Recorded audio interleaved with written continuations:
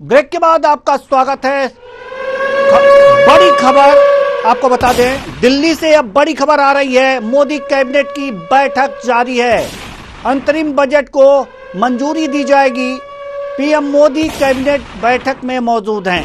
तो बड़ी खबर आपको बता रहे हैं, दिल्ली से अब बड़ी खबर। आज निर्मला सीतारमण पेश करेंगी अंतरिम बजट। देश का 15वां अंतरिम बजट होगा ये। मोदी कैबिनेट की बैठक जारी है। दिल्ली में बजट को मंजूरी दी जाएगी। बड़ी खबर आपको बता रहे हैं, दिल्ली से अब बड़ी खबर।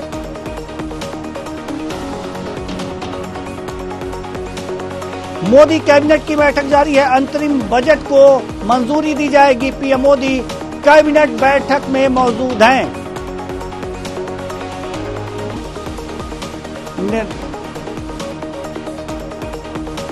राष्ट्रपति द्रौपदी मुर्मू ने बजट को मंजूरी दे दी है और निर्मला सीतारमण कैबिनेट बैठक में मौजूद हैं। साथ ही पीएम नरेंद्र मोदी भी इस बैठक में मौजूद हैं। कैबिनेट की बैठक चल रही है। बड़ी खबर आपको बता दें, दिल्ली से अब बड़ी खबर आ रही है। लोगों को इंतजार है इस अंतरिम बजट का, क्या होने वाला है। लोकसभा चुनाव से पहले यह बजट आ रहा है।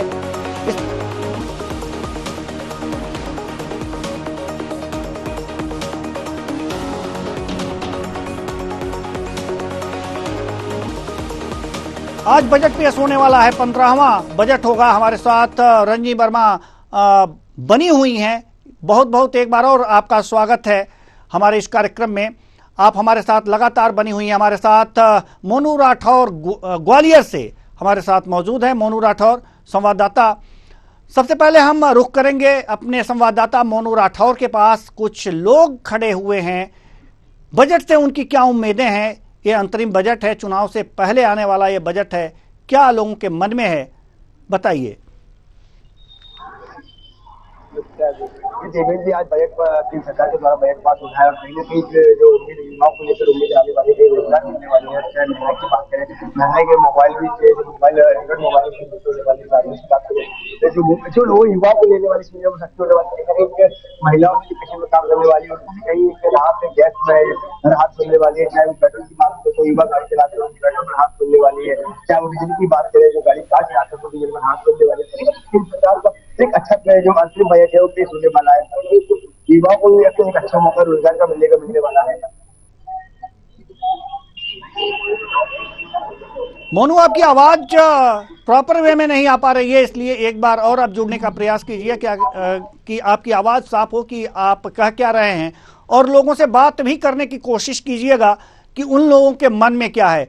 जैसे महिलाएं हैं, विद्यार्थी हैं, किसान हैं, सेवा क्षेत्र से जुड़े हुए लोग हैं, सरकारी नौकरी पेशा लोग हैं, उनसे जुड़ने का प्रयास कीजिएगा। हम रंजी वर्मा जी के पास आना चाहेंगे, आर्थिक मामलों की जानकार हैं। लगातार हम लोग बजट पे चर्चा कर रहे हैं और बजट में क्या होना चाहिए, क्या नहीं होना चाहिए और किस पे विशेष ध्यान देना चाहिए, इस पर हम लोग बातचीत कर रहे हैं। रंजी वर्मा जी, आप महिला भी हैं और महिला सुरक्षा एक अहम मुद्दा है। महिला सुरक्षा को लेकर के सरकारें भी चिंतित रहती हैं, घर के लोग भी, सभी लोग, समाज के हर व्यक्ति चिंतित रहता है। इस चिंता को दूर सरकार ही कर सकती है। और अगर जो महिला सुरक्षा पर जो विशेष बजट अगर जो प्रावधान हो जाए तो कुछ ज्यादा ही व्यवस्थाएं हो सकती हैं। क्या लगता है आपको कि इस अंतरिम बजट में क्या कुछ होने वाला है? देखिए, होना तो निश्चित रूप से चाहिए, क्योंकि महिला सुरक्षा भारत का एक सबसे बड़ा मुद्दा है और उसके लिए इन्हें कानूनी व्यवस्था भी बहुत सख्त बनानी चाहिए। क्योंकि आज भारत में जितने भी महिलाओं को लेकर उपद्रव हो रहे हैं, जो केसेस हो रहे हैं, उनसे रिलेटेड जितने भी विक्टिम्स हैं, उन्हें देखिए कहीं ना कहीं जमानत मिल जाती है, कहीं ना कहीं वो खुलेआम घूम रहे हैं, कहीं ना कहीं वो एक अच्छी पोजीशन पर भी जाकर बैठ जाते हैं। तो ना केवल सरकार बल्कि सभी लोगों को मिलकर इस चीज का विरोध करना चाहिए कि ऐसे लोग जो महिलाओं के प्रति ऐसे कृत्य करते हैं, ऐसी दुर्भावना रखते हैं, उनके लिए परेशानियां उत्पन्न करते हैं, ऐसे लोगों के लिए सरकार को एक प्रॉपर कानून नियम बनाना चाहिए और उसका कड़ाई से पालन करना चाहिए, ताकि महिलाओं में अपने आप में एक कॉन्फिडेंस आए कि यदि कोई मेरे साथ गलत करता है तो उसके लिए उसको सजा मिलेगी। जी। अगर लेकिन सरकार महिलाओं को लेकर जी। बजट में कुछ चीजें डालती है हम्म।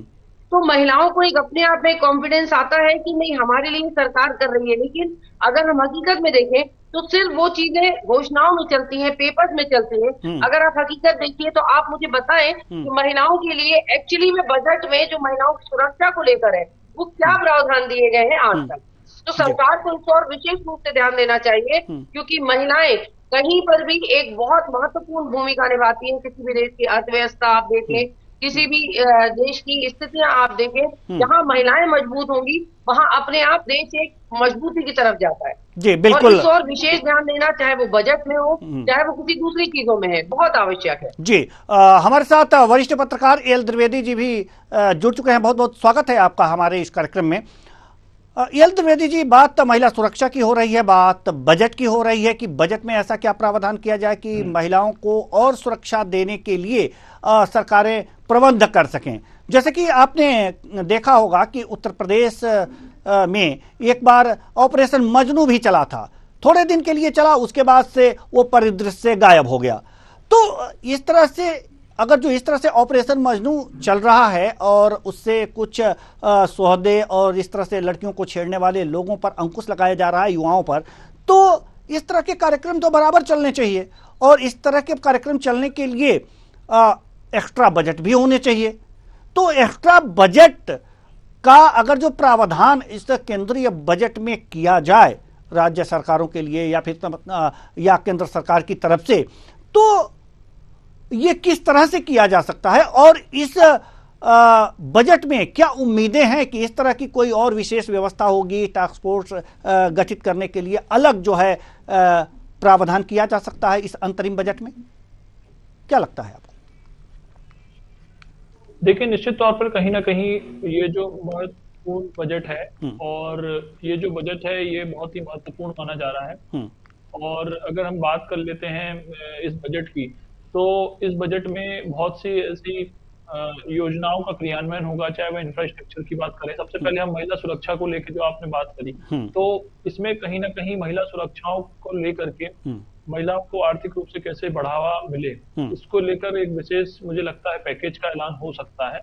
और सुरक्षा की दृष्टि से भी इस प्रकार से आपने बताया कि उत्तर प्रदेश में ये इस प्रकार की योजना कुछ समय चली और फिर उसके बाद वह आगे नहीं ज्यादा बढ़ पाई। लेकिन आपने देखा होगा कि उस समय जब ये योजना चली थी तो क्राइम पर बहुत ज्यादा कंट्रोल हो गया था और लोग एक तरह से क्राइम का जो रेशियो था वह काफी कम हुआ था। तो लोगों में डर तो बिल्कुल बना हुआ था और वो क्राइम करने से जो वहाँ के लोग थे वो डरते थे। और आज भी हम देखते हैं कि उत्तर प्रदेश में जो क्राइम कंट्रोल का ग्राफ है वो काफी कम हो गया है। तो निश्चित तौर पर इस प्रकार की जब कोई टास्क फोर्स गठित होता है या जो पुलिस है वह अगर तुरंत कार्रवाई करती है तो कहीं ना कहीं एक माहौल बनता है और अपराधी अपराध करने के लिए 4 बार सोचता है। जी।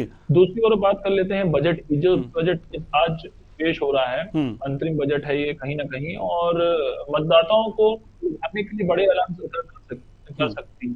इसमें कहीं ना कहीं इंफ्रास्ट्रक्चर के विकास को खर्च पे बढ़ाने की तैयारी में है और ऐसी योजनाओं का भी ऐलान कर सकती है जिससे रोजगार पैदा हो। क्योंकि कहीं ना कहीं पीएम की मोदी की जो गारंटी है उसमें प्रमुखता से इसका जिक्र किया गया था, आपने पूर्व में भी देखा होगा। तो मुझे ऐसा लगता है कि इस बार कुछ ना कुछ रोजगार से रिलेटेड ज्यादा फोकस रहेगा। और 24-25 का जो अंतरिम बजट है ये जो है निर्मला सीतारमण जी इसको पेश करेंगी और ये लगातार उनका छठा बजट है, छठवां बजट में आप पेश करेंगे। और आपने देखा होगा 19 में भी आम चुनाव के पहले उन्होंने एक वर्ग विशेष लक्ष्य को साधते हुए बजट पेश किया था। आंकड़ों के मुताबिक इस वर्ग के जो लोग हैं वे 70 करोड़ से ज्यादा मतदाता हैं और सरकार इसका कुछ ना कुछ ऐलान जरूर करेगी। आप देखेंगे कि जो टैक्स का दायरा है, घर खरीदने के लिए टैक्स का दायरा है, उसको बढ़ाए जाने की संभावना जताई जा रही है। जी बिल्कुल। और दूसरी ओर इलेक्ट्रिक वाहनों को बढ़ावा देने के लिए भी सरकार कुछ नया नियम ला सकती है कि किस प्रकार ज्यादा से ज्यादा इलेक्ट्रिक वाहन को बढ़ावा मिले पूरे देश में, और इस पे ज्यादा सब्सिडी के प्रावधान भी सरकार कर सकती है। जी जी। बिल्कुल। और एक इम्पोर्टेंट बात इसमें सबसे बड़ी बात देवेंद्र जी आ रही है कि जो टैक्स कलेक्शन है, देखिए कहीं ना कहीं जो हमारा आर्थिक जो दर होती है और जो आर्थिक विकास होता है वह टैक्स के दायरे से होता है। तो इस मद में जो टैक्स कलेक्शन है वह मुझे लगता है ज्यादा होगा, क्योंकि जब 23-24 की हम बात कर लेते हैं तो डायरेक्ट टैक्स में 18.23 करोड़ का लक्ष्य था, लाख करोड़ का लक्ष्य था जिसको जुटाने का लक्ष्य रखा गया था 23-24 में। और इस मद में 10 जनवरी तक जो 24 की अगर हम बात कर लेते हैं 2024 की, तो 14.70 लाख करोड़ रुपए हो चुका है। मतलब डायरेक्ट टैक्सेस जो है वो आ चुका है। मतलब अनुमान के मुताबिक 80% जो टैक्स है वो 10 जनवरी तक आ चुका है।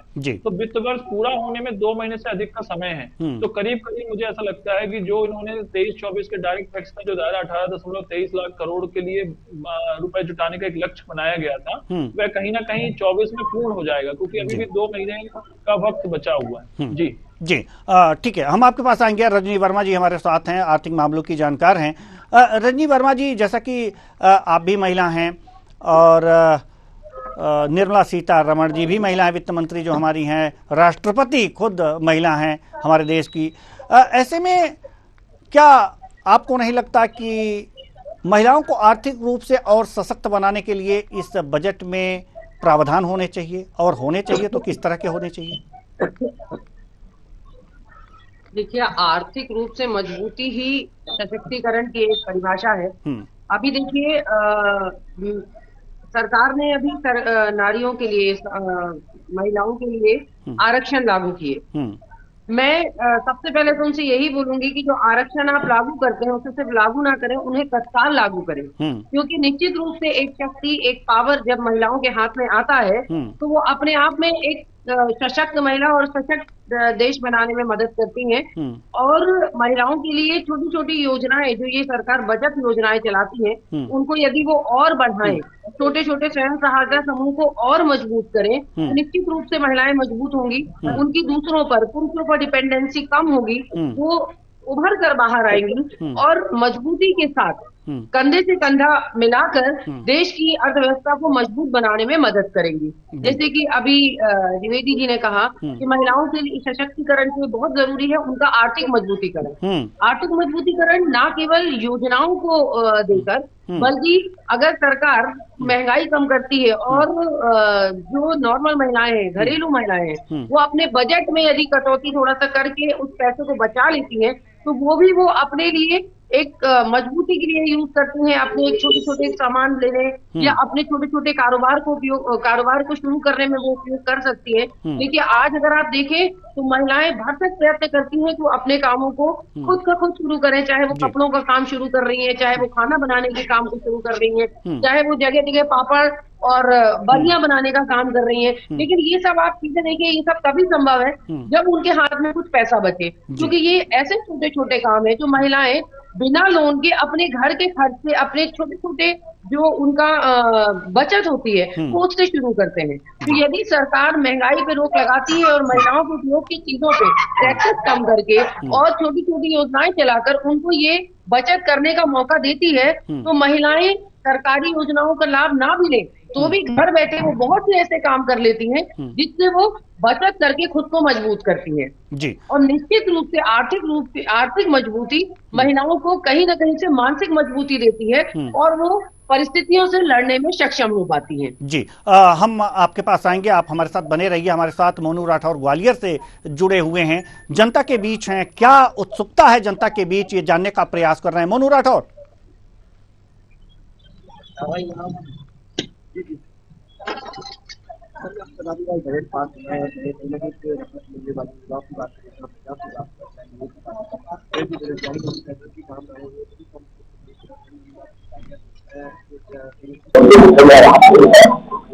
जो किचन में काम करने वाली महिला होती है, जो इलेक्ट्रिक महिलाओं पर हाथ देने वाली मोबाइल की बात करें, मोबाइल जो महिलाओं की सुरक्षा पर हाथ देने वाली से बात करेंगे, पहले बात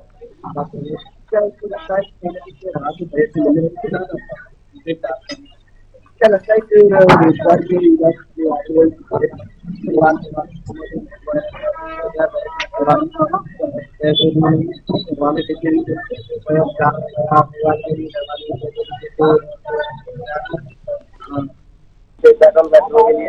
मोनू राठौर, आपकी आवाज प्रॉपर नहीं आ पा रही है, इसलिए हम चाहेंगे कि आप एक बार और जुड़ें, संभव हो तो।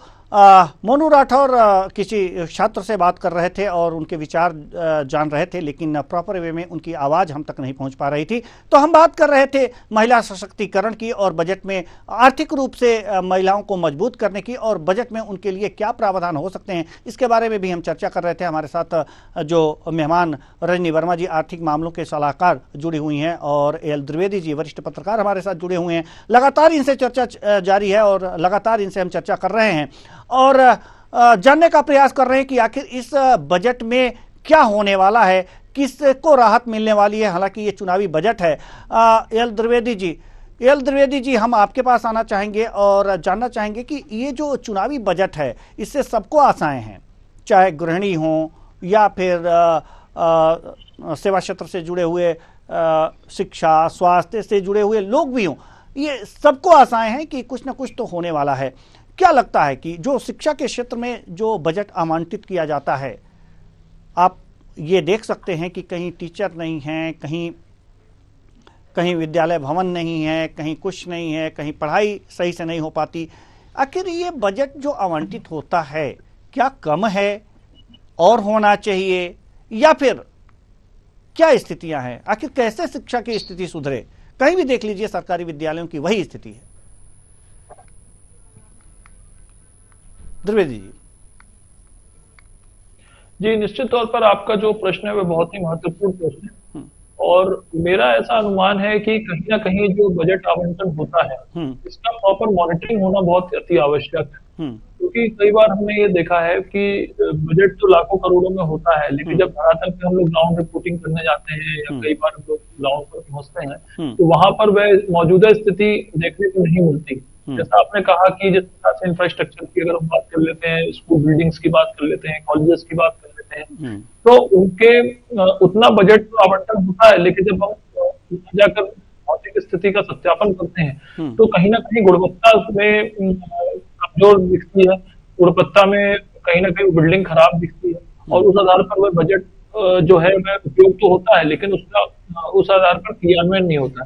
तो सबसे बड़ा इम्पोर्टेंट इशू है कि हमें अपनी मॉनिटरिंग और इवैल्यूएशन की जो टीम है उसको बढ़ाना पड़ेगा। भौतिक सत्यापन जो होता है उसको ज्यादा ठोस करना पड़ेगा कि जो लोग ये इस प्रकार के कार्य कर रहे हैं वैसा भविष्य में कार्य ना करें, और ज्यादा अच्छे से अच्छे जो बजट आवंटन होता है उसका सही क्रियान्वयन हो। दूसरी ओर जो मैंने आपको पूर्व में ही बोला, इस बजट पर लगातार उम्मीदें जताई जा रही, उसमें मध्यम वर्ग के लोग, किसान, असंगठित क्षेत्र के श्रमिक और ऐसे मतदाताओं को आकर्षित करने की योजनाएं पेश की जा सकती हैं, क्योंकि कहीं ना कहीं ये वह वर्ग है जो वोटिंग के लिए बहुत बड़ा फैक्टर माना जाता है, चाहे वह कोई भी राजनीतिक दल हो। और जिस प्रकार से अब लोकसभा चुनाव देश में होने हैं, तो किसानों को लेकर के कोई राहत और छूट का बड़ा ऐलान हो सकता है। मध्यम वर्ग के लिए जो टैक्स स्लैब होता है, जैसे जो पिछली बार हमने देखा रिटर्न करने की जो समय सीमा थी वो बढ़ाई गई, इवन जो प्रॉफिट परसेंटेज होता है वह बढ़ाया गया, एवं जो आर्थिक रूप से किस प्रकार से सुदृढ़ हो वो भी बढ़ाया गया। तीसरा जो मुख्य है वह है असंगठित क्षेत्र के मजदूर, जो मैंने आपको बोला, क्योंकि इनके लिए नित नई योजनाएं, जैसे उनको किस प्रकार से सस्ती दर पर लोन मिल पाए, किस प्रकार से वे अपना जीवन यापन करें, ऐसा जो कहीं ना कहीं क्रियान्वयन है। और इस बजट में ये सब तीनों जो है इनको महत्वपूर्ण तरीके से इन लोगों को ये बजट का आवंटन होगा, मुझे ऐसा लगा जा रहा है इन क्षेत्रों में ज्यादा होगा। और एक सबसे महत्वपूर्ण क्षेत्र है वह है इंफ्रास्ट्रक्चर। ज्यादा से ज्यादा शहरों में किस प्रकार से मेट्रो पहुंचे, मेट्रो रेल लाइन पहुंचे, किस प्रकार से बस सिस्टम सुदृढ़ हो, किस प्रकार से ज्यादा एयरपोर्ट बने, एयर कनेक्टिविटी हो, इन क्षेत्रों में ज्यादा से ज्यादा आवंटन बजट का उम्मीदें जताई जा रही हैं। जी बिल्कुल, हम आपके पास आएंगे रजनी वर्मा जी, हम आपके पास भी आएंगे, लेकिन हमारे साथ लखनऊ से हमारे संवाददाता अनूप मिश्रा जुड़ चुके हैं। जी अनूप, हम आपसे जानना चाहते हैं कि बजट के बारे में वहां लखनऊ में क्या उत्सुकताएं हैं लोगों के बीच?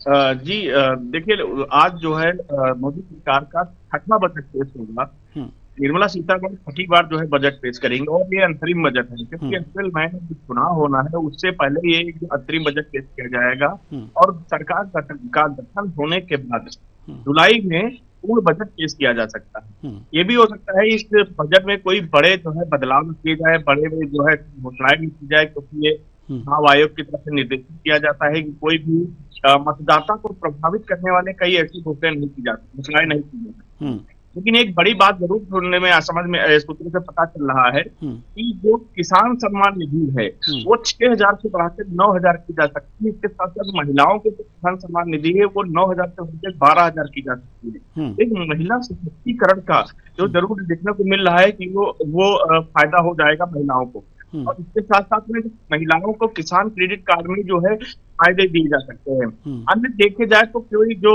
टैक्स स्लैब में कोई बहुत बड़ा बदलाव होने की उम्मीद नहीं नजर आ रही है, क्योंकि ये बहुत ही कम दिनों का बजट पेश किया जा रहा है। हम्म, लेकिन महिला सशक्तिकरण, इसके साथ साथ में जो मनरेगा में जो करीब 50,000 के करीब करीब था, जो बजट था उसको शायद 80,000 करोड़ करने की योजना की जा सकती है। तो चुनाव है अप्रैल मई में, जो दायरे में है, जो चुनाव आयोग द्वारा जो है प्रतिबंधित नहीं किए गए हैं, उनको बढ़ाने का प्रयास जरूर मोदी सरकार करेगी, क्योंकि निर्मला सीतारमण का ये 6ठा बजट होगा और वो कोशिश करेंगे जो चुनाव से पहले मतदाताओं को सर्वोच्च रूप में जो है लुभावने की कोशिश जरूर की जाएगी। क्योंकि ग्रामीण परिवेश में जो मतदाता है वो काफी लोग रहते हैं और मध्यम वर्गीय मतदाता होता है। 60% आबादी हमारी ग्रामीण शहरों में, ग्रामीण क्षेत्रों में रहती है और किसान हमारे लिए बहुत महत्वपूर्ण माने जाते हैं, जो सरकार के लिहाज से माने जाते हैं। और उसको देखते हुए जो किसानों की जो सम्मान निधि वो कहीं न कहीं जो है सरकार के लिए गेम चेंजर साबित हो सकती है। 2019 में भी जब बजट पेश किया गया था उस वक्त जो है टैक्स में बदलाव किया गया था, जो टैक्स सीमा 5 लाख बढ़ाकर की गई थी। इस बार उम्मीद है कुछ करें, लेकिन ऐसा कुछ बहुत बड़ा नजर नहीं आ रहा है कि जो है कोई टैक्स में बदलाव होगा। लेकिन जो मतदाताओं को लुभाने जो है वो जरूर किया जाएगा। उत्तर प्रदेश में आज योगी सरकार कल जो है बजट सत्र है वो भी बजट पेश करेगी और उसमें भी जो ये कहा जा रहा है कि जो राजकोषीय घाटा है उसको कम करने का प्रयास किया जाएगा। तो आज जो है केंद्र सरकार का बजट और कल उत्तर प्रदेश का सरकार का बजट है, कहीं न कह सकते हैं चुनाव को देखते हुए महत्वपूर्ण जो है निर्णय लिया जाएगा।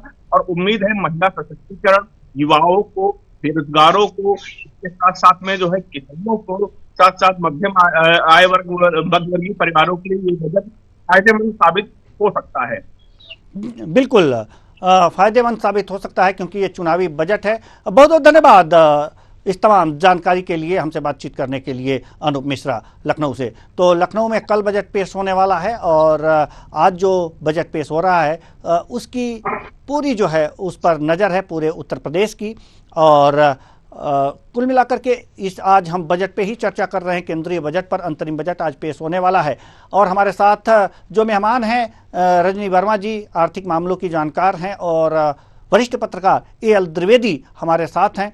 इनसे बातचीत हो रही है। अब बात मध्यम वर्ग की करें, जैसा कि अभी हमारे लखनऊ संवाददाता अनूप मिश्रा ने मध्यम वर्ग की बात की है। उनकी भी टकटकी यहाँ पर लगी हुई है कि मध्यम वर्ग को क्या मिलने वाला है, क्या आसार हैं। अंजलि माफ़ कीजिएगा, रजनी वर्मा जी, हम आपसे जानना चाहते हैं कि मध्यम वर्ग के लिए आखिर इस बजट के पिटारे से क्या कुछ निकलने वाला है, क्या अनुमान लगाया जाए? देखिए, मध्यम वर्ग तो महंगाई का मारा है। आप कहीं भी बात करेंगे मध्यम वर्ग सबसे पहले आपसे महंगाई पे बात करेगा। लेकिन महंगाई के साथ साथ जो बेहद जरूरी चीज है वो है शिक्षा, जो मध्यम वर्ग के बच्चों के लिए आज बहुत मुश्किल हो गई है।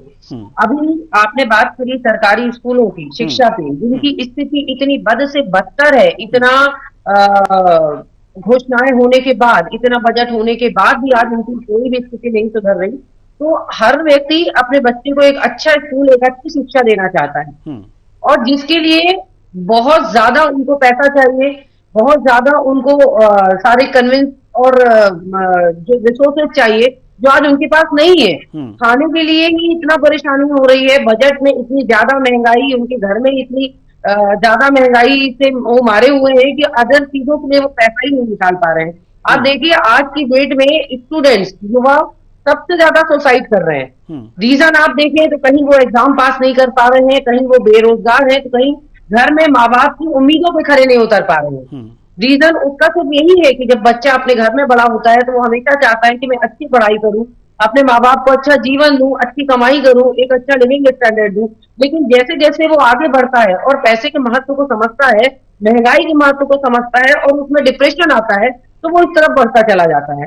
सरकार को निश्चित रूप से मध्यम वर्ग के लिए ना केवल महंगाई, बल्कि एजुकेशन, हॉस्पिटलाइजेशन, आपका जो भी चिकित्सा से जुड़ी चीजें हैं, सुविधाएं हैं, उन सब पर विशेष छूट देनी ही चाहिए, ताकि मध्यम वर्ग भी अच्छे से जी पाए। क्योंकि आप देखिए, मिडिल क्लास फैमिली ही सबसे ज्यादा इस समय टैक्स दे रही है। जितने हाई क्लास, अपर क्लास लोग हैं, या तो वो टैक्स बचाते हैं या फिर वो टैक्स से भाग जाते हैं, यहां से भाग जा रहे हैं। तो आप बताइए, सबसे ज्यादा जो बर्डन है वो किसके ऊपर है? जी बिल्कुल, मध्यम वर्ग के मध्यम वर्ग परिवार के ऊपर है, और मध्यम वर्ग परिवार ही हर जगह पिछड़ा है। तो मध्यम वर्ग की तो बेहद जरूरी है उनको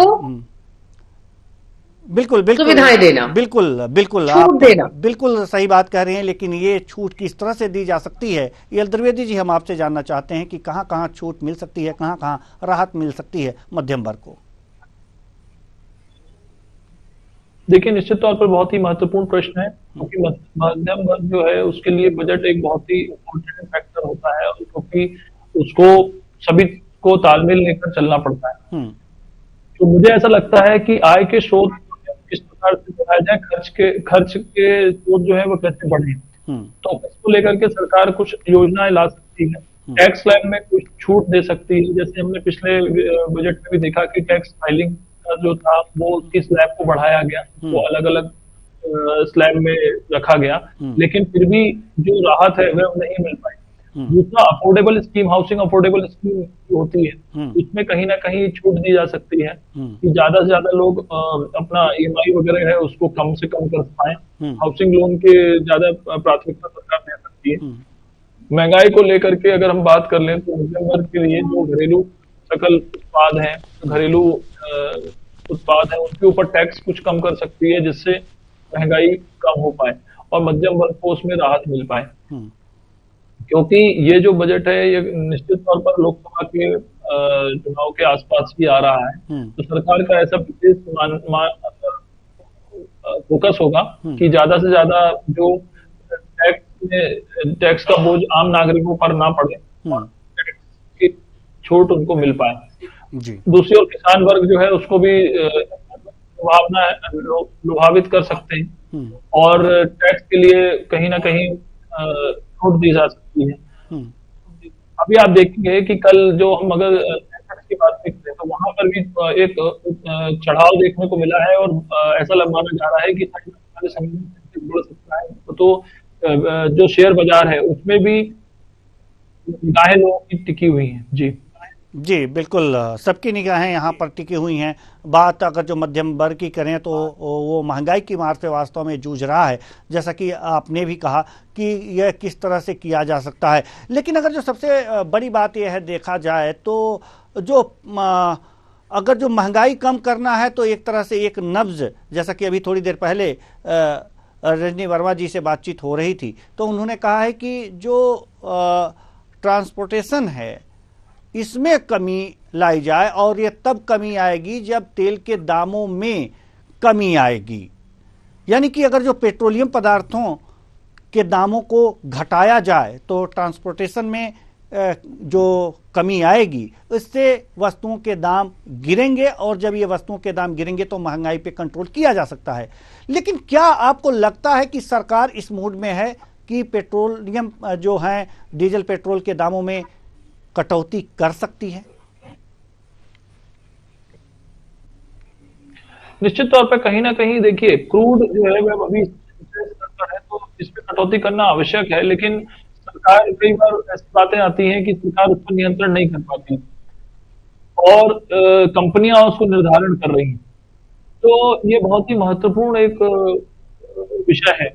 दूसरा, आप देखेंगे कि जो आपने ट्रांसपोर्टेशन का एक विषय है, इसमें सरकार कहीं ना कहीं ऐसा कर सकती है और जो लोकलाइज्ड प्रोडक्ट है, मैंने पूरी कई डिबेटों में भी ये कहा है, तो जो वस्तु जहां पर ज्यादा हो रही है उसको वहां पर तौर पर उसकी मार्केटिंग होना बहुत अति आवश्यक है। दूसरा, इलेक्ट्रॉनिक व्हीकल, इलेक्ट्रिक व्हीकल है सॉरी, हम्म। तो जो है उसको सरकार की नीति इस बजट में ला सकती है कि किस प्रकार ज्यादा से ज्यादा हम इलेक्ट्रिक व्हीकल्स का उपयोग करें, किस प्रकार ज्यादा से ज्यादा उसकी मैन्युफैक्चरिंग करें, जिससे जो हमारा ट्रांसपोर्ट का भाड़ा है वह कम से कम हो। हम्म। दूसरा जो क्षेत्रीय उत्पाद हैं, जो मैंने आपको बताया लोकल गुड्स हैं, जो जहां पर हो रहे हैं, जैसे अगर हम बात कर लेते हैं चावल की, गेहूं की, अन्य जो खाद्यान्न सामग्री है, उसके लिए ज्यादा से ज्यादा उसको प्रोत्साहन देना आवश्यक है, जिससे वह अन्य राज्यों में ज्यादा ना परिवहन करके उनका जो उत्पाद है उसको बढ़ा करके वहां पर उसकी सेलिंग, डायरेक्ट सेलिंग बढ़ाना चाहिए। जैसा आपने देखा होगा पूर्व में भी हम कई महंगाई में हम देखते हैं कि कोई प्रोडक्ट है जैसे दाल है या कोई भी सब्जी है कि आवक एकदम बढ़ जाती है और उसके रेट क्या एकदम कम हो जाते हैं, उसके रेट एकदम बढ़ जाते हैं। तो इसके लिए ठोस नीति होना चाहिए और किसी प्रकार का कोई कालाबाजारी ना हो, वेयर हाउस में किसी प्रकार का कोई गड़बड़ी ना हो, और जिससे आपकी जो महंगाई है, महंगाई दर लगातार कम हो। क्योंकि आपने देखा होगा जब उत्पाद होता है उसकी अगर सही मूल्य, कई बार ऐसा भी देखने में मिला है कि अगर सही मूल्य नहीं मिलता है तो 1 रुपए 2 रुपए ऐसा बेचा जाता है घरेलू उत्पाद में, घरेलू बाजार में। तो इन पे नियंत्रण होना अति आवश्यक है।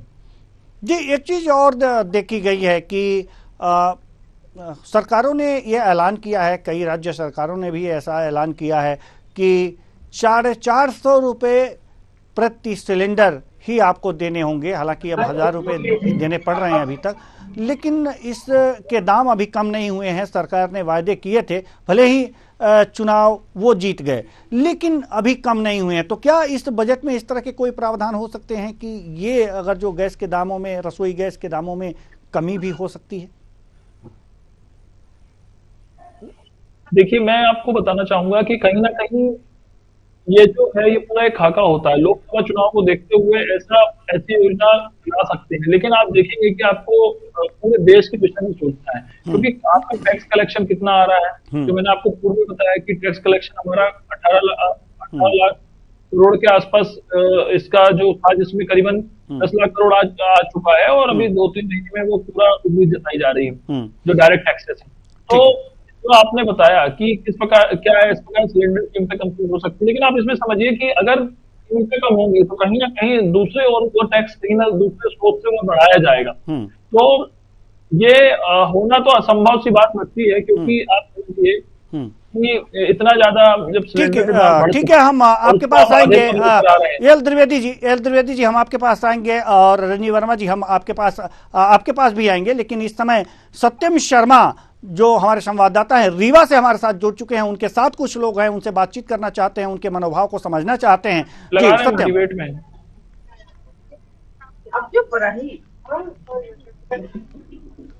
जी, आप तक मेरी आवाज आ रही है सत्यम शर्मा जी? बिल्कुल जी, बिल्कुल देवेंद्र जी।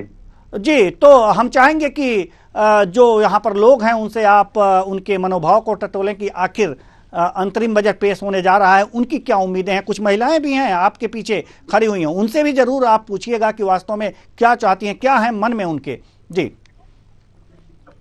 बिल्कुल देवेंद्र जी, हम गृहिणियों से भी बात करेंगे सबको बात बजट को लेकर के, और जो बजट है इस समय लोकसभा में प्रस्तुत होगा, और जो बजट सत्र है लेखानुदान जिसको कहते हैं वो विधानसभा में 7 तारीख को चलेगा, 8 से शुरू हो जाएगा ये। तो इसके बारे में बात करेंगे। लेकिन 7 दिनों का ये विधानसभा, मध्य प्रदेश की बात करें तो मध्य प्रदेश में 7 दिनों का 17 दिनों का 7 फरवरी जो बजट शुरू होने जा रहा है, उसमें कई उम्मीदें हैं। हालांकि ये लेखानुदान है, 1 लाख करोड़ का लेखानुदान आने की उम्मीद जताई जा रही है, लेकिन ये केंद्र सरकार के बजट के ऊपर निर्भर करेगा कि कितने का लेखानुदान यहाँ पर लाया जाएगा। चूंकि राज्य का जो केंद्र का भी अंश है वो हो सकता है राज्य सरकार को कर्ज के रूप में बढ़ाया जाए। जो 80,000 करोड़ का कर्ज जो मिलता है, जो राशि मिलती है मध्य प्रदेश को, उसमें हो सकता है बढ़ाया जाए। तो उसको लेकर जो लेखानुदान आएगा मध्य प्रदेश का, उसमें भी डिसाइड होगा कि कितना लेखानुदान आएगा, किस योजना के लिए कितना जाएगा। हमारे साथ कुछ लोग मौजूद है, उनसे जानना चाहेंगे कि सर अभी लेखानुदान आने वाला है, क्या है आम जनता को उम्मीदें?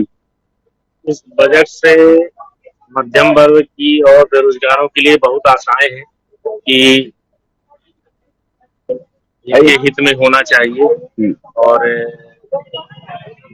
बजट चुनाव की दृष्टि से भी, अभी लोकसभा के चुनाव भी होने वाले हैं, उसकी दृष्टि से देखना है।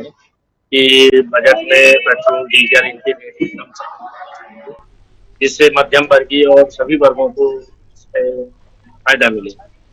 बिल्कुल, देखिए लोकसभा का चुनाव स्पष्ट तौर पर मध्यम वर्गीय लोगों को फायदा मिले, ताकि जो चुनाव में फायदा हो वो बीजेपी को मिल सके। हालांकि बजट भी ऐसा ही कुछ आएगा, क्योंकि देखिए केंद्र सरकार में जो मोदी सरकार है उन्होंने साफ तौर पर कहा है कि जो किसान, बेरोजगार युवा है और जो गरीब है और जो महिलाएं हैं उन पर फोकस होगा। हमारे साथ गृहिणियां मौजूद है, उनसे बात करेंगे क्या चाहेंगी बजट में क्या निकल कर आए। चूंकि देखिए इस समय बजट आने वाला है, लोकसभा के भी आने वाला है और चुनाव भी है, ऐसे में क्या सोचती है आप कि कैसा बजट आए? हम लोग इसीलिए हम लोग भाजपा को वोट दिए हैं। गैस के लिए बोला जाए और रसोई गैस, रसोई में जो अब रोज आदमी, सरकार ने वादा किया था कि लाडली बहनाओं को 1250 के बाद 1500 फिर 3000 दिया जाएगा, उस पर भी कुछ चाहती है। और जो महंगाई बढ़ी हुई है, सब्जी के दाम भी बढ़े हुए हैं, तो क्या चाह रही हैं आप? चाह रहे हैं सब कुछ सस्ता हो। तो देखिए गृहिणियां जो है वो चाह रही है कि सस्ता हो, चूंकि अपनी व्यवस्था ना बिगड़े। घर का एक बजट जो होता है एक गृहिणी चलाती है और उनको पता होता है कि सब्जी से लेकर जो किराना है उसमें कितना खर्चा होता है। इस समय जो महंगाई जिस तरह से, तो गृहिणियों का साफ तौर पर कहना है कि जो बजट आए वो महिलाओं के हिसाब से आए। आपको क्या लगता है कैसा बजट आना चाहिए? कम हो जाए, महंगाई कम हो जाएगा। लाडली बहना हम लोग को तो मिल ही नहीं रहा है, लाडली बहना बिल्कुल। गैस इतनी महंगी है, सब्जी किराना सब कुछ बहुत महंगा है। 450 रुपए का गैस सिलेंडर का संकल्प पत्र में बीजेपी ने वादा किया था, अभी क्या चाहते 450 रुपए हो जाए? हाँ, इतने 450 रुपए हो जाए, कितना महंगा है रसोई। बिल्कुल, देखिए रसोई के दाम को लेकर खासा गृहिणी चाहती है कि 450 रुपए होने चाहिए। हमारे साथ कुछ और भी दीदी मौजूद है। दीदी क्या चाहती है, क्या बजट में आए? चूंकि आप गृहिणी है और चाहती है कि अपना जो आपका जो है बजट बना रहे। हम तो यही सोचते हैं क्योंकि मतलब सरकार को कोई घाटा न हो, पर ये है कि कम से कम जो ज्यादा महंगाई हो रही है तो उसके हिसाब से कम कर देना चाहिए। बस मेरी तरफ से यही है कहूँ, तो बाकी तो हम कुछ नहीं बोलेंगे, क्योंकि जो महंगाई आप लोग बढ़ाए हैं, क्योंकि हम लोग सोचते थे सरकारी जॉब में है तो मुझे पता है कि लाडली बहना नहीं मिलेगा, पर ये है कि जो महंगाई है, ज्यादा चीजें में ऐसी महंगाई कर दिए गए हैं तो उसको कम कर दिया जाए। अच्छा, बिल्कुल, देखिए बजट को ध्यान में रखते हुए जो है महंगाई को कम कर दिया जाए, ऐसा कहना है। और हमारे साथ बहुत सारे युवा अभी भी मौजूद है, थोड़ी देर में हम बात करेंगे। हमारे साथ आंटी भी मौजूद है, उनसे बात करते हैं। देखिए आंटी क्या चाहती है, नया बजट, नया सरकार राज्य किसानों को भी किया जाए, जो वचन दिए थे उनको पूरा किया जाए, और गैस वैस सब रिन्यू किया जाए। पहले बोले थे पैसा देंगे, ऐसा हम लोगों का कहना है, अभी वोट मिले। देखिए साफ तौर पर जो ये बुजुर्ग है, मोदी सरकार हो चाहे राज्य सरकार हो, सबने वादा किया था कि जो वृद्धों को योजनाएं दी जाती है, वृद्धों को भी ऐसा कुछ मिले जिससे उनकी भी जीवन यापन में सहायता मिले। तो इन सब को लेकर गृहिणियां जो गैस सिलेंडर का वादा किया पत्र में वो पूरा करे, क्योंकि लोकसभा का भी बजट आने वाला है, राज्यसभा के भी बजट आने वाला है। लोकसभा के बजट के अनुसार राज्यसभा का इस बार का जो लेखानुदान है वो नियमित होगा। हालांकि अंतरिम बजट है, ऐसे में कई नई योजनाएं तो नहीं लाई जा सकती है, लेकिन नई योजनाओं के एवज में जो पुरानी योजनाएं चल रही है उनमें कुछ बढ़ोतरी या किसानों के लिए या युवाओं के लिए सब किया जा सकता है। तो ऐसे में जनता की उम्मीदें काफी है देवेंद्र जी। बिल्कुल, जनता की उम्मीदें भी होनी चाहिए। और कुल मिलाकर के अगर जो देखा जाए तो रजनी वर्मा जी, जैसा कि अभी थोड़ी देर पहले जो आपसे बात हुई थी कि महिलाओं से अगर जो बात किया जाए तो महिलाएं सीधे सीधे कहेंगी कि महंगाई कम होनी चाहिए, क्योंकि उनसे सीधे सीधे महंगाई से ही सामना होता है किचन में घुसते ही, कि सबसे पहले क्या महंगा है, गैस सबसे बड़ी बात है। और 450 रुपये का वादा तो हुआ था, गैस का 450 रुपये प्रति सिलेंडर का वादा हुआ था, कई राज्यों में वादा हुआ था, लेकिन वो वादे पूरे नहीं हुए। तो क्या जो मोदी की गारंटी थी, इस बजट में उस गारंटी पर विशेष रूप से ध्यान दिया जा सकता है? क्या गैस को सस्ता किया जा सकता है? क्या उम्मीद है आपको? उम्मीद से ही भारत की जनता टिकी हुई है और उम्मीद के आधार पे ही वोटिंग हो रही है।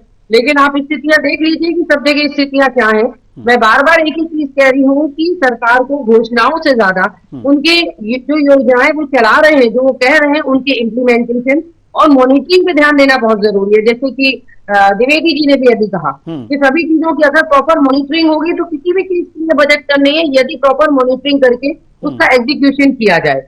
अभी हमने महंगाई की इतनी सारी बातें की, एक बहुत महत्वपूर्ण थी बिजली, जिसका टैरिफ हर महीने बढ़ रहा है। वो जनता के लिए, सामान्य जनता के लिए बहुत बड़ा झटका है। आप देखिए हर बिजली का बिल हर बार टैरिफ बढ़ रहा है। स्मार्ट मीटर के नाम पे बिजली के रेट और बढ़ाए चले जा रहे हैं। एक बत्ती कनेक्शन वाले लोगों तक के पास 10,000 का बिजली का बिल आ रहा है और उनकी कोई सुनवाई नहीं है।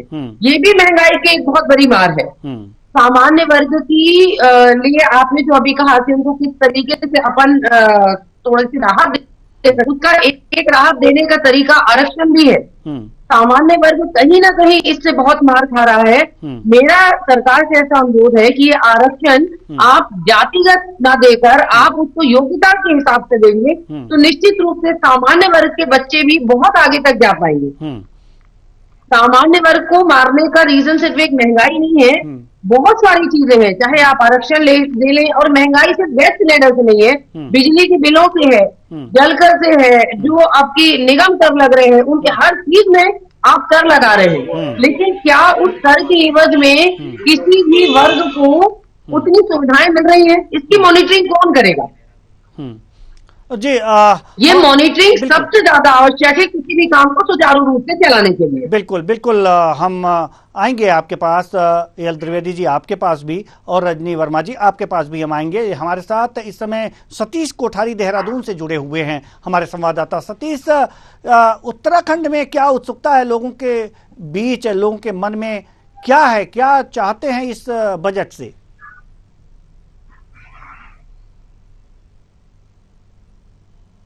जहन में ये है कि हमारे को अच्छा बजट मिले, हमारे प्रदेश जी मिले और प्रदेश को अच्छा कुछ राहत मिले। इसमें बात करने के लिए हमारे साथ खुद भाजपा के नेता हैं, ये बताएंगे आपको। सर, किस तरीके का budget? Bharatiya Janata party NDA की सरकार जब 2014 में बनी, उसके बाद 2019 में बनी, 10 साल के कार्यकाल के जो बजट की हमारी अवधारणा रही है, गरीब को समर्पित सरकार के भाव से हमने काम किया। हर गरीब को मकान देने की बात करी, हर गरीब को उज्ज्वला के माध्यम से सिलेंडर देने की बात करी। घर की रसोई से लेकर आज जीविका के साधन हर गरीब के सुलंभी बने, ऐसी भावनाओं के साथ बजट को संतुलित बनाते हुए हमारी सरकार ने काम किया। और ऐसे ही बजट हम विश्वास के साथ कह सकते हैं, ऐसा ही बजट आने वाला है और प्रदेश, उत्तराखंड प्रदेश के लिए भी लाभदायक रहेगा। अनेक ऐसी ट्रेनों का भी आगमन उत्तराखंड से हुआ है, जहां छोटा सा बजट होता था, ट्रेनों के लिए इतना बड़ा बजट निर्धारित करने वाली हमारी एनडीए की सरकार, माननीय मोदी जी की सरकार हमें लाभ दे रही है। उत्तराखंड के चौमुखी विकास की बात करें, वो बद्रीनाथ कॉरिडोर हो, वो केदारनाथ का सौंदर्यीकरण हो, वह अपने हेमकुंड साहब में रोपवे की व्यवस्था हो, ऐसी सारी व्यवस्थाओं को दुरुस्त गांव तक भी हमारी विकास की किरण पहुंचे, ऐसी भावनाओं के साथ केंद्र हमारे साथ डबल इंजन की सरकार जो भाव था हमारा, उत्तराखंड में भी बीजेपी भारतीय जनता पार्टी की सरकार, केंद्र में भी भारतीय जनता पार्टी की सरकार, जो हमने जनता से वादा किया था, जो घोषणा पत्र हमारे मैनिफेस्टो थे, एक एक बिंदु पे हमने काम करते हुए केंद्र उस काम को पूरा कर रहा है। केंद्र बजट पे बजट हमें उत्तराखंड विकास के लिए दे रहा है। देखिए, जिस तरीके की यहाँ पे लोगों की लालसा है कि हमारे को यहाँ पे अच्छा सा लाभ मिले, और ये अंतरिम बजट है लोकसभा का, ये केंद्र सरकार का, तो निर्मला सीतारमण कितना देते हैं उत्तराखंड के लिए और क्या करते हैं, तो देखना ये होगा। बिल्कुल, आप लोगों से भी बात करें और उनकी इच्छाएं जानें, चूंकि आप बीजेपी में हैं, बीजेपी की सरकार है उत्तराखंड में, केंद्र में, तो ये बजट तो अच्छा कहेंगे कि उनको भी उम्मीदें होंगी, लोगों को अच्छे बजट की उम्मीदें हैं। ठीक है, बढ़िया है, आप अन्य लोगों से भी बात करके देखें कि उनके मन की टोह लें। हमारे साथ रजनी वर्मा जी, आर्थिक मामलों के जानकार, हमारे साथ जुड़ी हुई हैं, साथ ही साथ हमारे साथ वरिष्ठ पत्रकार द्विवेदी जी भी जुड़े हुए हैं। लगातार बजट पे, माफ कीजिएगा, बजट पे चर्चा हो रही है और ये चर्चा लगातार हमारी जारी रहेगी। लेकिन एक सवाल और हम पहले करना चाहेंगे, उसके बाद थोड़ा सा ब्रेक लेंगे। सवाल यहाँ पर यह है स्वास्थ्य का, स्वास्थ्य की दृष्टि से, हालांकि तमाम योजनाएं ऐसे चली हैं, आयुष्मान योजनाएं, जिससे कि लोगों को लाभ मिल रहा है, और लेकिन ये देखा जा रहा है कि अगर जो सरकारी अस्पतालों में चले जाइए तो उस तरह से व्यवस्थाएं, जिस तरह से देखा जा सकता है और जिस तरह से प्राइवेट अस्पतालों में मिलती हैं व्यवस्थाएं, उस तरह से सुचारू नहीं होती। कई जगह तो ऐसी स्थितियां हैं कि डॉक्टर ही नहीं आते, कई जगह ये भी देखने को मिला है, हम लोग लगातार खबरें पढ़ते भी रहते हैं, हम लोगों के पास खबरें आती भी रहती हैं कि इस तरह से कि बस भवन है, एक्सरे मशीन है, उसका संचालन करने वाला कोई नहीं है। जो जनता है वो बाहर जाकर के अपने एक्सरे कराती है, जो टेस्ट ब्लड टेस्ट है उसके लिए लेबोरेटरी तो है, लेकिन उसको टेस्ट करने वाला कोई नहीं है। ये तमाम बातें हैं, तमाम चीजें आ जाती हैं। आखिर फिर वही सवाल हम रजनी जी आपसे पूछना चाहेंगे कि क्या लगता है आपको कि बजट की कमी है या फिर वही जैसा कि एल द्विवेदी जी ने कहा मॉनिटरिंग की कमी है? अगर बजट मॉनिटरिंग की कमी है तो किस तरह से मॉनिटर किया जाए और क्या किया जाए, सरकार को क्या करना चाहिए और बजट में क्या उसके लिए कुछ विशेष प्रावधान होने चाहिए? रजनी वर्मा जी।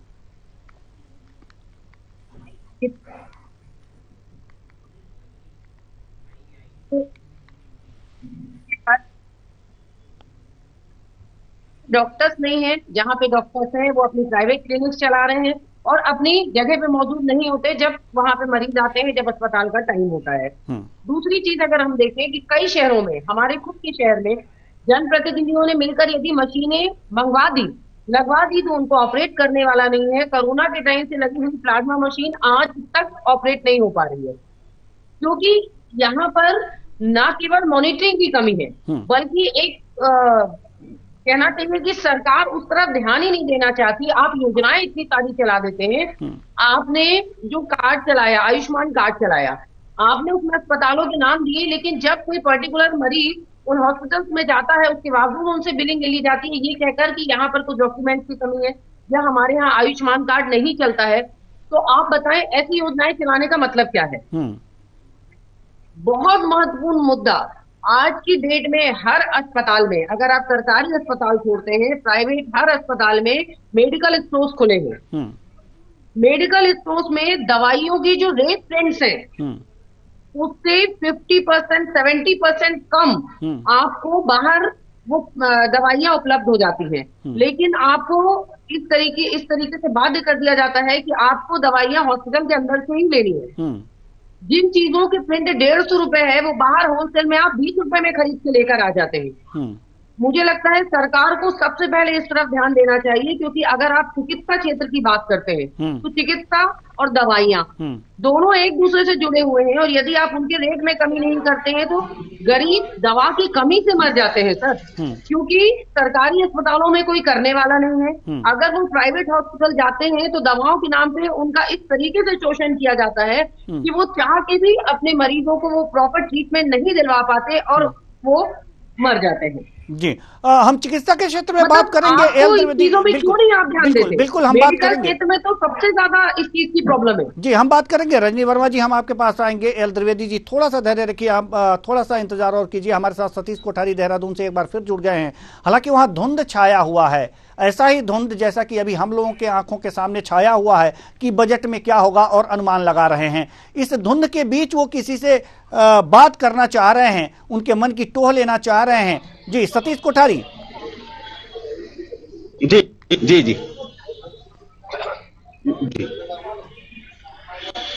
देखिए, जिस तरीके से यहाँ पे सभी लोगों में उत्सुकता है, हम बात करते हैं अभी खजानदासी से, क्या कुछ रहेगा उत्तराखंड का बजट? देखिए, बजट की अगर हम बात करते हैं तो बजट एक सर्वव्यापी होगा, सबको देखते हुए ये बजट तैयार होगा। तो मुझे लगता है कि बहुत ही अच्छा लोगों के दिल को छूने वाला होगा। और ये इस बजट के लिए मैं अपने सभी अधिकारियों को और अपने मुख्यमंत्री जी को भी धन्यवाद ज्ञापित करना चाहूंगा कि आने वाला जो बजट होगा वो बहुत ही एक अच्छा होगा, सबको देखते हुए, चाहे वो गरीब हो, चाहे अमीर हो, चाहे महिलाएं हो, चाहे युवा हो, सबके हितों को देखकर ये बजट तैयार। देखिए, ये बजट चाहे महिलाओं की बात करें, चाहे पुरुषों की बात करें, चाहे बेरोजगारों की बात करें, चाहे युवाओं की बात करें, सभी को संतुलन बना के रहेगा। और क्योंकि ये अंतरिम बजट है इस समय केंद्र सरकार का, तो इसलिए हर किसी को ये है कि बजट अच्छा से अच्छा रहे और अच्छे ढंग से ये जो है हमें रोजगार दे। और जिस तरीके से अब लगातार भाजपा सरकार पे पब्लिक भरोसा कर रही है, तो देखना यह है कि किस तरीके का क्या क्या वो दे पाएंगे। चलिए ठीक है सतीश कोठारी, आपने बात की और हालांकि उम्मीद सबको यही है कि अच्छा रहे बजट सबके लिए हो, और आने वाला जो चुनाव है उसको देखते हुए ऐसा अनुमान भी लगाया जा रहा है कि बजट जो है वो सबके लिए अच्छा ही होगा। कहीं ना कहीं जरूर जो है सबका ध्यान रखा जाएगा। हमारे मेहमान जो है रजनी वर्मा और एल द्विवेदी जी हमारे साथ जुड़े हुए हैं। रजनी वर्मा आर्थिक मामलों की जानकार हैं और एल द्विवेदी जी वरिष्ठ पत्रकार हमारे साथ जुड़े हुए हैं। जैसा कि हम लोग चिकित्सा के बारे में बात कर रहे थे, एल द्विवेदी जी आपसे चिकित्सा के बारे में, और जैसे कि अभी रजनी वर्मा जी ने भी बताया कि क्या क्या स्थितियां हैं, तो आपको क्या लगता है कि जो ये लीकेज है, जो ये कमियां हैं, ये तो दूर होनी ही चाहिए और ये प्रशासनिक स्तर पे दूर हो सकती हैं। अगर जो प्रशासन ठान ले तो ये दूर कर सकता है। लेकिन क्या लगता है आपको कि जहां डॉक्टर्स नहीं है, जहां डॉक्टर्स की कमी है, और जहां पर लेबोरेटरी में अदर जो जांच करते हैं उनकी भी कमी है, जहां पर इस तरह की कमियां हैं, ये पूरी करने के लिए बजट में अलग से और प्रावधान करने चाहिए। एल द्विवेदी जी चलिए जी। निश्चित तौर पर कहीं ना कहीं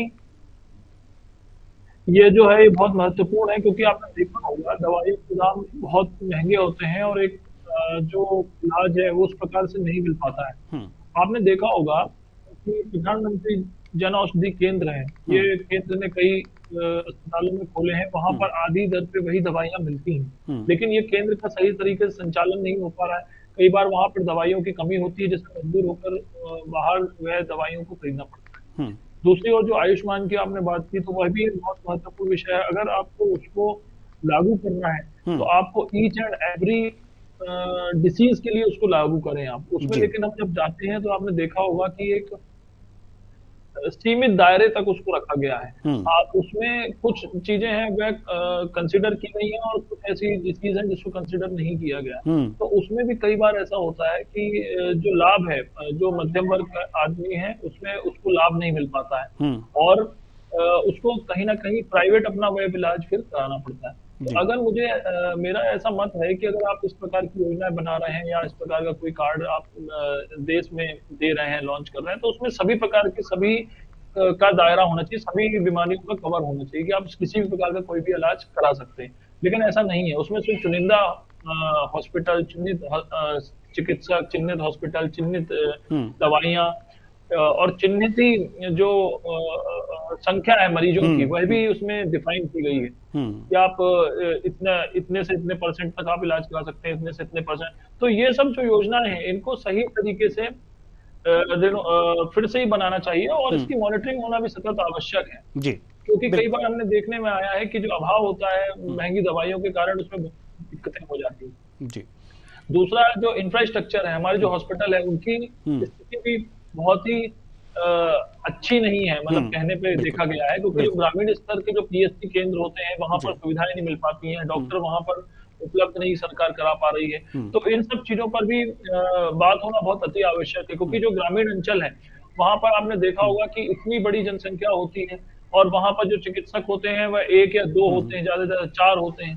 तो दिन भर में जब जनसंख्या आप इतनी है, आपकी अनुरूप आपका इतना बड़ा है, आपके प्राथमिक स्वास्थ्य केंद्र इतना बड़ा है, तो आपको उसके आधार पर ही वहां पर चिकित्सकों की, नर्सों की, कंपाउंडरों की नियुक्ति होना चाहिए, जिससे आपको ये जो सुविधाएं जो सरकार दे रही है उसका लाभ सही तरीके से मिल पाए। योजनाएं तो बन जाती है, मैंने पूर्व में ही बोला, लेकिन उसकी मॉनिटरिंग नहीं हो पाती है, या योजनाएं जो बनती हैं उसका सतत निरीक्षण नहीं हो पाता है, या उसमें क्या और एड ऑन करना चाहिए, जनता से बीच बीच में सुझाव लेने चाहिए। और मेरा ऐसा मानना है कि अगर चिकित्सा क्षेत्र में भूतपूर्व प्रयास करना है, देवेंद्र, इस पे एक सबसे इम्पोर्टेंट बात और मैं आपको बताना चाहूंगा। अन्य विकसित देशों में आपने देखा होगा, जो विकसित देश है उनकी पहली परिपाटी क्या होती है? शिक्षा फ्री होती है, स्वास्थ्य फ्री होता है और रोजगार की वह सुविधाएं व्यवस्थाएं करा के रखते हैं, तभी वे जो देश है वे विकसित देश की श्रेणी में गिने जाते हैं। तो अगर हमें वही कंसेप्ट अपनाना है, अगर हमें कहीं विकसित देश, अपने देश भारत देश को विकसित देश की श्रेणी में खड़ा करना है, हमें ये 3 इंफ्रास्ट्रक्चर पर या इन 3 चीजों पर सबसे ज्यादा अपना योगदान देना पड़ेगा, आपको चिकित्सा मुफ्त करनी पड़ेगी, आपको शिक्षा का जो व्यापारीकरण है या जो प्राइवेटाइजेशन हम जिसको बोलते हैं उसको बिल्कुल कम से कम करना पड़ेगा। आपको अपने सरकारी स्कूलों में ऐसी उन्नत शिक्षा देनी पड़ेगी जिससे आपको प्राइवेट स्कूल में बच्चे को नहीं पढ़ाना पड़े। तो और तीसरा जो मैंने बोला वह आपका रोजगार के अवसर आपको पैदा करने पड़ेंगे या स्वरोजगार के अवसर आपको पैदा करने पड़ेंगे, क्योंकि कहीं ना कहीं जो अवसर होते हैं जब ये तीनों चीजें जब होती है तो वो एक विकसित देश भर बन पाता है। तो आपको रोजगार उपलब्ध कराने पड़ेंगे, आपको शिक्षा के क्षेत्र में अभूतपूर्व प्रयास करना है, कोशिश ये करनी है कि ज्यादा से ज्यादातर पहली से लेकर 12वीं तक की जो शिक्षा है या कॉलेज लेवल तक की जो शिक्षा है उसमें कम शुल्क देना पड़े या फिर वो निःशुल्क भी हो। और तीसरा मैंने आपसे बोला है स्वास्थ्य। ये तीसरी जो तीनों जो विषय हैं ये बहुत ही महत्वपूर्ण विषय है किसी भी एक देश को विकसित देश में बनाने के लिए। जी बिल्कुल, और ये सारी चीजें होनी चाहिए। चूंकि रोजगार की और बेरोजगारी की आपने बात किया था तो इस पर भी चर्चा हम करते रहेंगे, लेकिन वक्त हो चला है ये एक छोटे से ब्रेक का। ब्रेक के बाद जल्दी हाजिर होंगे, लेकिन आप लोग हमारे साथ बने रहिएगा। तो ये जो बजट है 2024 लगातार जारी रहेगा, हमारे साथ आप लगातार बने रहिए। वक्त हो चला एक छोटे से ब्रेक का, ब्रेक के बाद जल्द वापस आएंगे। देखते रहिए न्यूज़ आवर।